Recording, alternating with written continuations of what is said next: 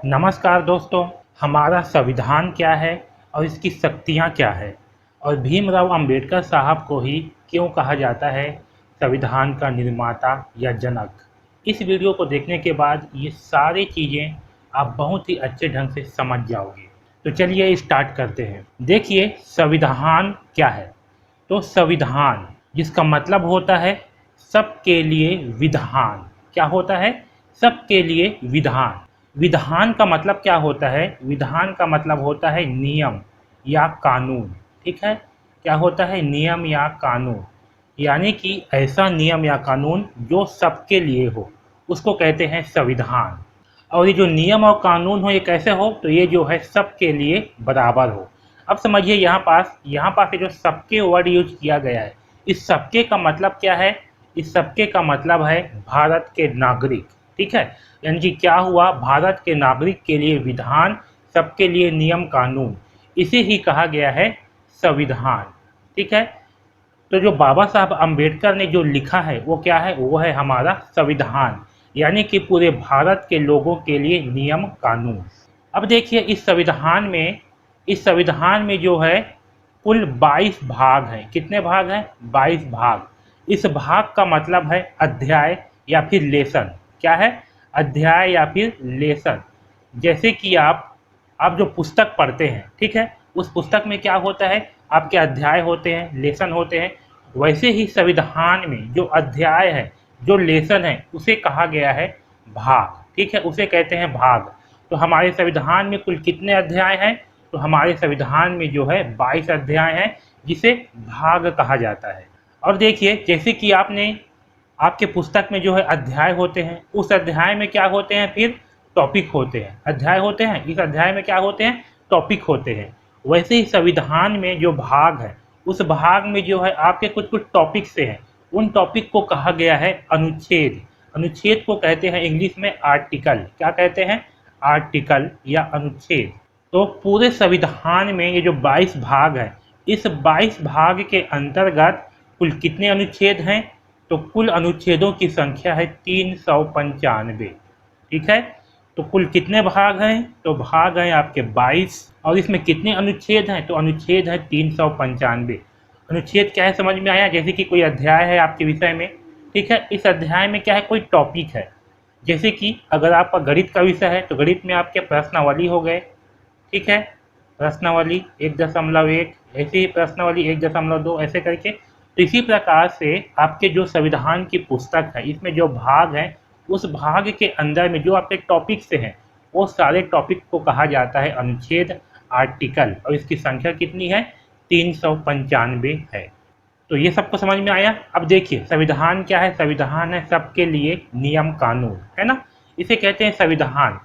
तो अगर आप संविधान का पालन नहीं करोगे तो क्या होगा? तो पुलिस आपको आईपीसी के तहत आपको पकड़ लेगा। किसके तहत? आईपीसी। अब समझिए ये आईपीसी क्या है। आईपीसी का मतलब है आपके अपराध। ठीक है, कि आपने जो है कौन सा अपराध किए हैं, इसके लिए आईपीसी में होता है धारा। क्या होता है? धारा। जैसे कि समझिए आपने किसी को किडनैप किया। क्या किया? किसी को किडनैप किया। तो ये जो किडनैप कर रहे हो, ये क्या है? आपके संविधान के विरुद्ध है, यानी कि आप जो है संविधान का पालन नहीं कर रहे हो। तो आपको पुलिस क्या करेगी? आईपीसी के तहत, धारा 364 के तहत आपको जो है पकड़ेगी, गिरफ्तार करेगी, क्योंकि आपने किडनैप किया है। तो किसके तहत? आईपीसी के धारा 364 के तहत। तो ये आईपीसी क्या है? ये जो है आपके अपराध को बताता है। इसमें अलग अलग धाराएं हैं, जैसे कि किडनैप के लिए 364 की धारा, वैसे ही रेप के लिए 377 की धारा। तो अगर आप कुछ भी जो संविधान के विरुद्ध कुछ भी काम करते हो, तो आपको पुलिस क्या करेगी? इस आईपीसी के तहत आपको पकड़ेगी, आपको गिरफ्तार करेगी और आपको लेके जाएगी कोर्ट। कहाँ लेके जाएगी आपको? आपको लेके जाएगी कोर्ट। अब कोर्ट में क्या होगा? तो कोर्ट में जो है आपको सीआरपीसी, इसके तहत आपको जो है सज़ा सुनाया जाएगा।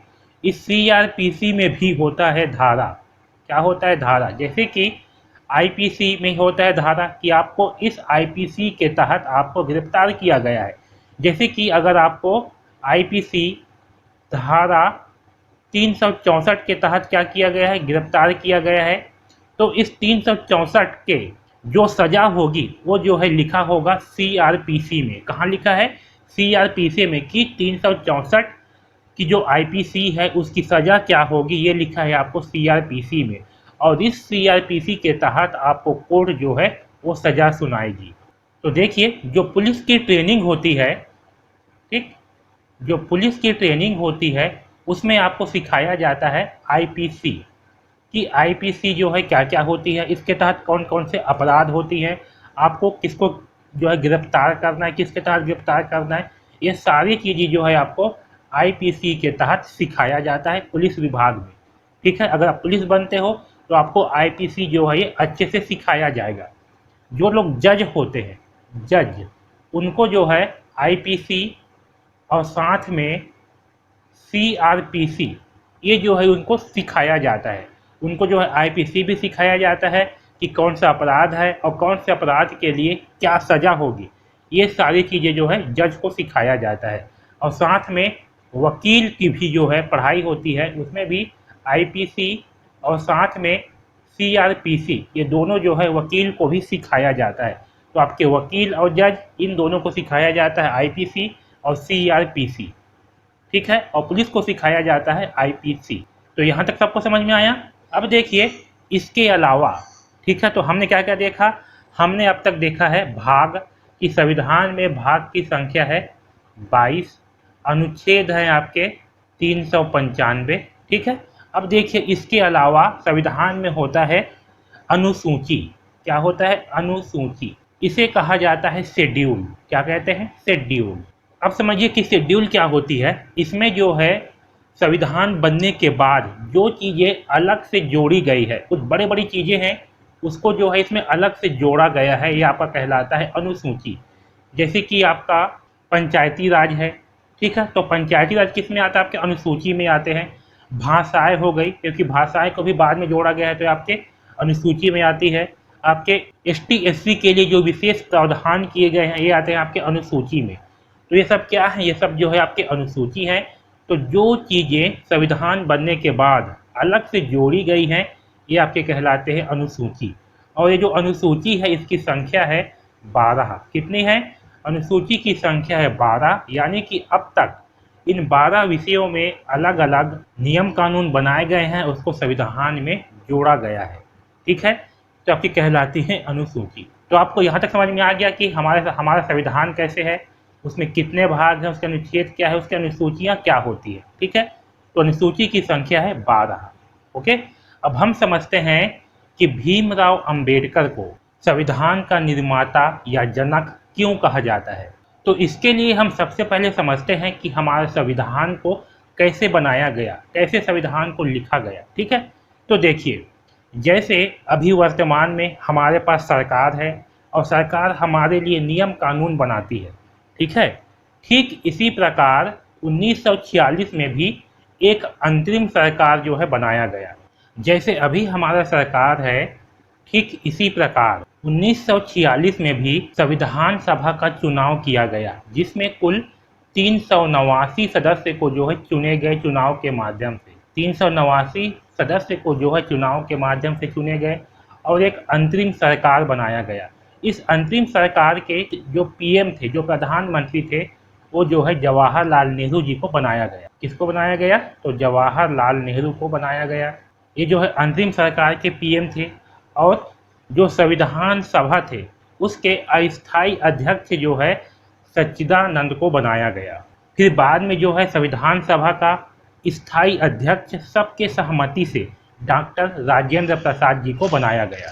संविधान निर्माण के लिए जो है प्रारूप समिति बनाया गया, जिसका अध्यक्ष जो है बाबा साहब अम्बेडकर जी को बनाया गया। इस प्रारूप समिति में बाबा साहब अम्बेडकर के अलावा 7 और सदस्य थे। प्रारूप समिति इसी का पूरा जिम्मेदारी था कि संविधान के लिए प्रारूप तैयार करे, जिसे ड्राफ्टिंग कहा जाता है या फिर मसौदा कहा जाता है, तैयार करना।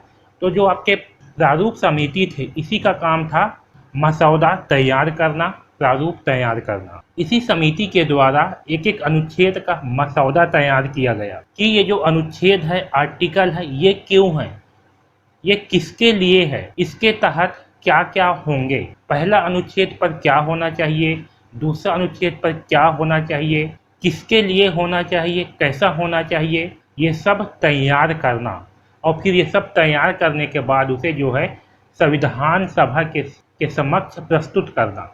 अब संविधान सभा के समक्ष जब इसे प्रस्तुत किया जाता था, ठीक है, तो संविधान सभा में कुल 389 सदस्य थे और ये संविधान सभा अगर इसे 1/2 बहुमत से पास किया तो ये आपके अनुच्छेद जो है वो बन जाते थे, और अगर इसे पास नहीं किया तो उसको जो है रद्द किया जाता था, उसमें जो है सुधार किया जाता था। अब समझिए, अभी वर्तमान में जैसे कि जीएसटी का जो बिल था उसको लाने में 1-2 साल लग गए।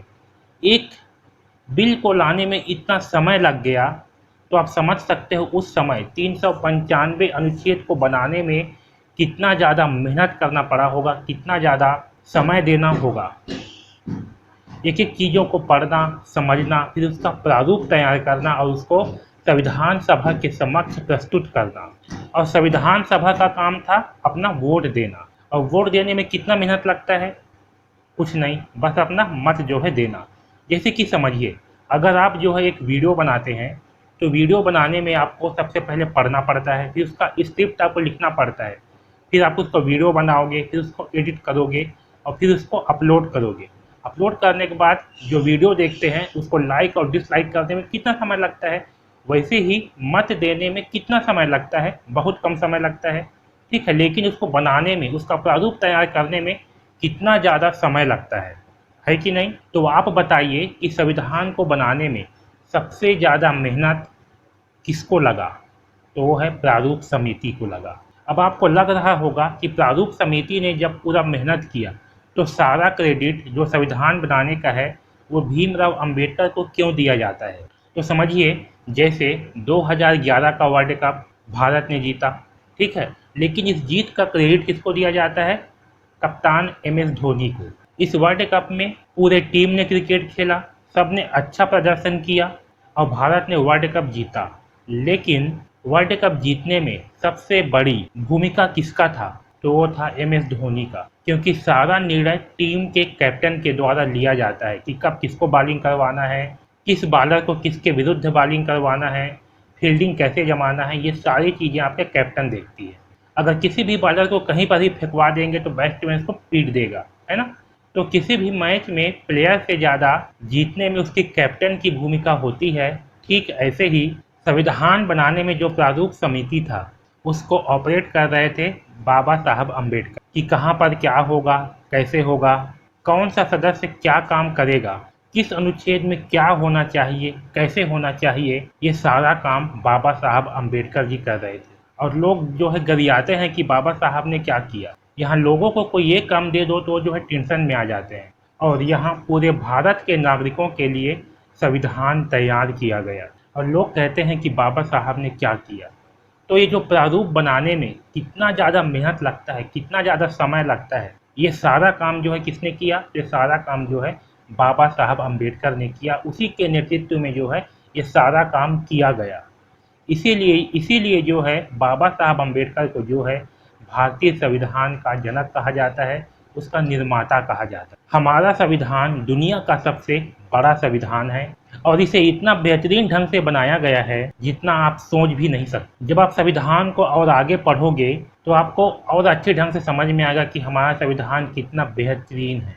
और इस वीडियो सीरीज में पूरे संविधान को बहुत ही अच्छे ढंग से आपको समझाया जाएगा। तो यदि आप भारतीय संविधान को जानना चाहते हो या आप किसी प्रतियोगी परीक्षा की तैयारी कर रहे हो तो ये संविधान की पूरी सीरीज जरूर देखें। परीक्षा की दृष्टि से आपको बहुत ही अच्छे ढंग से पढ़ाया जाएगा। और अगर आप संविधान को जानना चाहते हो तो उनके लिए भी ये वीडियो बहुत ही अच्छा होगा। तो अगर आपको ये वीडियो अच्छा लगा हो तो इसे लाइक ज़रूर करें और चैनल को सब्सक्राइब जरूर कर लीजिए। फिर मिलते हैं अगले वीडियो में।